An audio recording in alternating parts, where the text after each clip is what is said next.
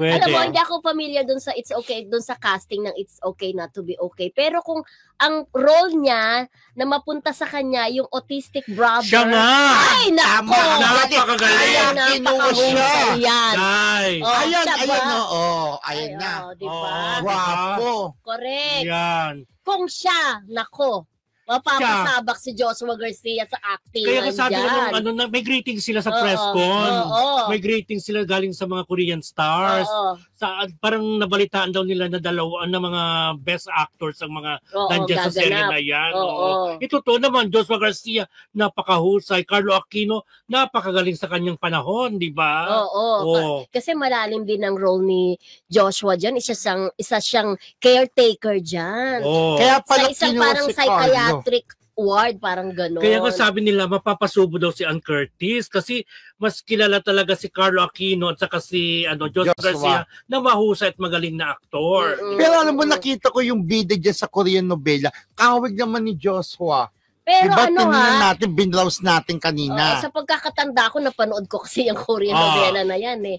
Isa siyang antisocial. Writer si Ann dyan eh. Malalim din ang hugot ng kanyang karakter dyan. Alam mo ba, may kwento si Ann kanina eh.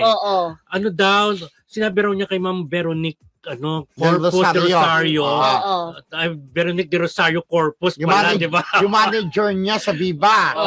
Yung anak ni Boss Vic na executive din ng Viva. Si Ma'am Veronique na gusto niya yung serye nung pinapanood pa niya, yung K-pop na yan. Sabi niya, nasa EBS na yung rights.